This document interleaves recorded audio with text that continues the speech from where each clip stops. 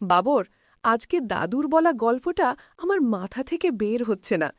ভাবলে অবাক লাগে, আমরা আসলে মাটির নিচের গ্রামে থাকি, অথচ ওপরের মানুষরা কিছুই জানে না।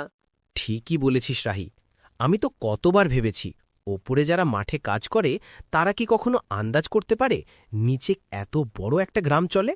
আজকে চল পুকুরটার কাছে যাই, দেখি ওপরের আলো ঠিক কতখানি নিচে আসে।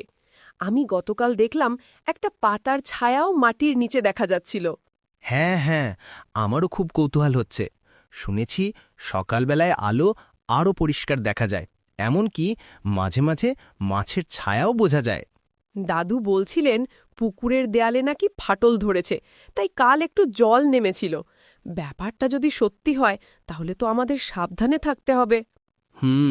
ঠিকই, কিন্তু আমি ভাবছি এটা যদি বড় হয়ে যায় তাহলে তো জল হুড়মুড় করে নেমে আমাদের গ্রাম ডুবে যেতে পারে। তাই আজকেই গিয়ে দেখি। তুই জানিস, রহিম কাকা বলল আজ তাকে নাকি বাজারে যেতে হবে। যদি আমাদের সঙ্গে নিয়ে যায় তাহলে আমরা প্রথমবার মাটির উপরের বাজারটা দেখতে পাব। ওমা, সেটা তো দারুণ হবে রে।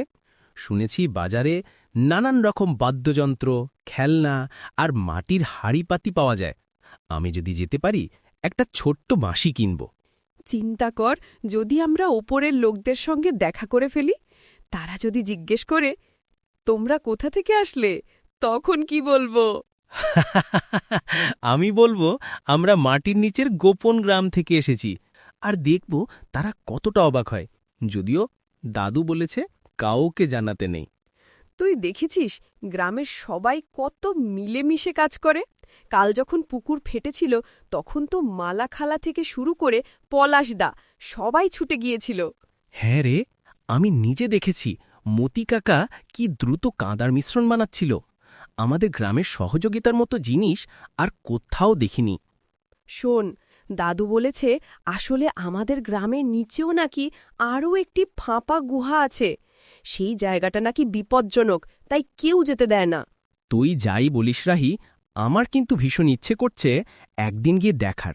জানি দাদু রাগ করবে, তবু কৌতূহলটা সামলানো খুব কঠিন।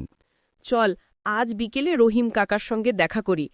যদি ওনার বলদগাড়িতে একটু চড়তে পারি তাহলে তো মাটির ওপরের পথও দেখা হবে। আমি তো রেডি আছি রে, তবে দাদুকে না বলে যাবি না। দাদু জানলে পরে আবার লাঠি হাতে নিয়ে খোঁজে বের হবে। তুই কি লক্ষ্য করেছিস আমাদের গ্রামের ছাদটা গুহার মতো হলেও মাঝে মাঝে ওপরের হাওয়া এসে লাগে? খুব ঠান্ডা, খুব স্বস্তি লাগে। হ্যাঁ রে, সেটা আসলে গাছেদের শেকড় আর মাটির ফাঁক দিয়ে আসে। প্রকৃতির এমন কারুকাজ দেখে আমি তো দারুণ অবাক হই। চল, এখনই বেরোই। আজকে আমরা ঠিক করলাম পুকুরের আলো দেখব, রহিম কাকাকে ধরব আর বাজারে যাওয়ার চেষ্টা করব। কেমন? দারুণ! আজকে হবে সবচেয়ে অ্যাডভেঞ্চারের দিন। চল, আজ মাটির নিচের গ্রামের দুই নায়ক অভিযান শুরু করি। সমীর, তুমি একটু তাড়াতাড়ি কাঠগুলো এনে দাও তো। রান্নার চুলাটা ঠিকভাবে ধরছে না আজ। সকালে জুহিটাকে ভাত খাওয়াতে হবে, আর এত দেরি হলে ও যে রাগ করে বসবে। আচ্ছা আচ্ছা, দেরি করছি না। আজ সকালে কাঠগুলো একটু ভিজে গিয়েছে, বৃষ্টির ছাটা লেগে। আমি শুকনো কাঠগুলো এনে দিচ্ছি। চুলা এবার ঠিক হতে জ্বলবে। তুমি খেয়াল করেছ, আজ গ্রামের ওপর দিয়ে একটা অদ্ভুত বাতাস বয়ে গেল। মনে হলো যেন কোথাও কোনো ফাটল থেকে হাওয়া ঢুকছে। হ্যাঁ, ঠিকই বলেছ। আমি দুপুরে গুহার মুখের দিকে দেখেছি, ওখানে একটু মাটি নড়ে গিয়েছিল। হয়তো পুকুরের দিক থেকেই হাওয়া আসছে। আমাদের সাবধান থাকা উচিত। তুমি না থাকলেই চুলা চালানো কত কঠিন হয়ে যেত। আগুন ধরানো থেকে শুরু করে মাটি মেখে আগুনের মুখ ঘষা, সবটা তোমাকেই করতে হয়।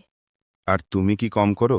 রান্নাটা ঠিকমতো না হলে পুরো গ্রামই তো তোমার দিকে তাকিয়ে থাকে। তোমার হাতের ভাত আর সবজি খেতে সবাই মুখে হাসি এনে ফেলে।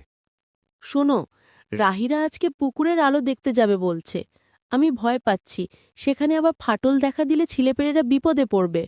ঠিকই বলেছ। আমি একটু পরে গিয়ে দেখে আসব। রহিম কাকাকে বলবো যেন ছেলেদের নজরে রাখে।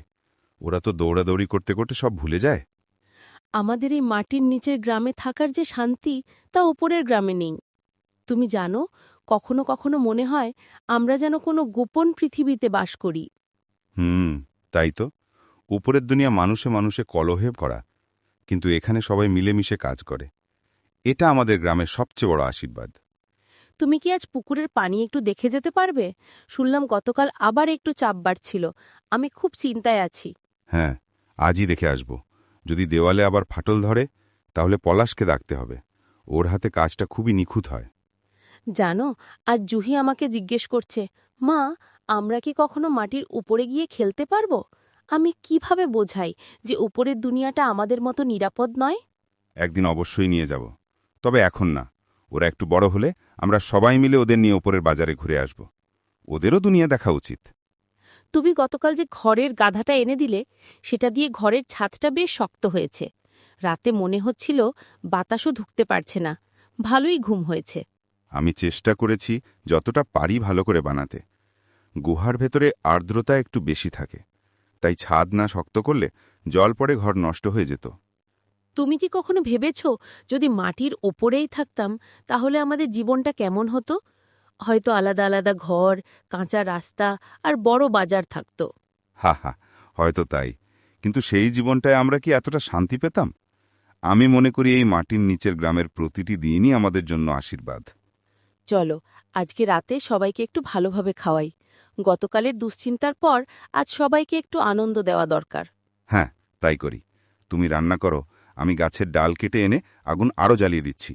আজ রাতে যেন পুরো গ্রামে যেন উষ্ণতার আলো ছড়িয়ে পড়ে। আজ সকালে গুহার মুখটার দিকে গেলে দেখি একটু ঠান্ডা হাওয়া ঢুকছে। মনে হচ্ছে ওপরের পুকুরের পাশটা আবার নড়ে চড়ে উঠছে। বয়স তো হয়েছে, তবু গ্রামের চিন্তা না করে থাকা যায় না। হ্যাঁ গো, তুমি এত বয়সে সবকিছু নিয়ে এত ভাবো। আজকেই পলাশকে ডাকতে বলো। ওর হাতেই মাটি আর কাঠামোর কাজ সবচেয়ে ভালো হয়। আমরা যতদূর পারি সাবধান থাকব। রাহি আর বাবরকে আজকে দেখলাম গুহার অনেক ভেতর পর্যন্ত ঢুকে গেল। আমি ডাকতেই ওরা হাসতে হাসতে পালালো। ছেলেপেলেগুলো খুব দুঃসাহসী হয়ে গেছে। ওসব বাচ্চারা তো আর তোমার বকুনি ভয় পায় না। তবে তুমি একদিন গল্পের মাধ্যমে বোঝাও বিপদ কোথায়। তোমার গল্প শুনলেই ওরা চুপ করে যায়। জানো, যখন আমরা প্রথম এই মাটির নিচের গ্রাম বানিয়েছিলাম তখন কি কষ্টই না হয়েছিল। আলো হাওয়া কিছুই ঠিক ছিল না। ধীরে ধীরে সব গড়ে তুলেছি। সেই সময় তো আমি তোমার পাশে ছিলাম সব সময়। মনে আছে কত রাত না খেয়ে কাটিয়েছি শুধু গাছের শেকড় পরিষ্কার করতে করতে? এখন সেই কষ্টের ফল, এত সুন্দর গ্রাম। আজকে মনে হচ্ছে কোমরপা যেন একটু বেশি ব্যথা করছে। মাটির কাজ তো বেশ ভারী। কাল যেটুকু মাটি পরিষ্কার করলাম তার ধকলটা যাচ্ছে না। এসো, বসো, আমি একটু তেল গরম করে মালিশ করে দিচ্ছি। বয়স হলে শরীরটাও তো আমাদের সঙ্গে বার্ধক্যে পা বাড়ায়। নিজেকে একটু বিশ্রাম দিতে শেখো। আমি ভাবছিলাম একদিন রাহি বাবরদের নিয়ে উপরের গ্রামের ইতিহাসটা বলবো। ওরা জানে না এই গ্রামের জন্মকথা কতটা সংগ্রামের। বলো, অবশ্যই। ওরা শুনলে বুঝতে শিখবে কেন এত বছর ধরে আমরা মাটির নিচে থাকি। আর তোমার গল্প তো সবসময় সবাইকে মুগ্ধ করে। রহিম কাকা, আজ আপনার বলদগুলোকে দেখলাম খুব চুপচাপ দাঁড়িয়ে আছে। ওরা কি আজ বাজারে যাবে না? আমি তো ভেবেছিলাম আপনাদের সঙ্গে একটু দূর পর্যন্ত হাঁটব। আরে না রে জুহি, ওরা চুপচাপ মানেই কিন্তু অসুস্থ না। আজ সকালে অনেক মাল তুলতে হবে বলে ওদের বিশ্রাম দিচ্ছি। তবে তুই চাইলে একটু পরে সঙ্গে যেতে পারিস। কাকা, বলদ গাড়িতে চড়তে আমার ভীষণ ভালো লাগে। যখন গরুগুলো টানতে থাকে মনে হয় আমি যেন বাতাসের সঙ্গে দৌড়াচ্ছি। তুই তো গ্রামের সবচেয়ে হালকা মেয়ে। তোর মতো ২-৩টে বাচ্চা চললেও বলদদের কোনো সমস্যা হয় না। তবে ধরাধরি করে বসবি, পড়ে গেলে কষ্ট হবে। কাকা, আপনি কি জানেন আজ মাটি থেকে একটু ঠান্ডা বাতাস উঠছিল? মনে হচ্ছে উপরের পুকুরটা আবার নড়ছে। আমি ভয়ে ছিলাম। আমি দেখেছি সেই ব্যাপারটা। আজ দুপুরে পুকুরের পাশটা দেখে আসব। তুই দুশ্চিন্তা করিস না। গ্রামে যতদিন আমি আছি কেউ তোমাদের ক্ষতি হতে দেব না। আপনার বলদদের নাম কি কাকা? আমি তো কখনো ঠিক মনে রাখতে পারি না। একটার নাম মনে হয় বসু, আরেকটার নাম গোপাল। ঠিকই মনে রেখেছিস। বড়টাকে সবাই বসু বলে, আর একটু ছোটটাই গোপাল। দুটোকেই আমি নিজের ছেলের মতো দেখি। আপনি কি আজ বাজার থেকে আমার জন্য একটা ছোট্ট কাঠের বাঁশি আনতে পারবেন? শুনেছি উপরের বাজারে নাকি খুব সুন্দর বাঁশি পাওয়া যায়। অবশ্যই আনব রে। তুই তো কখনো কিছু চাইস না। আজ তোর জন্য একটা রঙিন বাঁশি আনব, যেন বাজালে পুরো গ্রামে সুর ভেসে বেড়ায়। কাকা, আপনি যখন বাজারে যান একা একা কি ভয় লাগে না? সেখানে তো অনেক লোক থাকে, আমার হলে ভয় লাগতো। ভয় কিসের?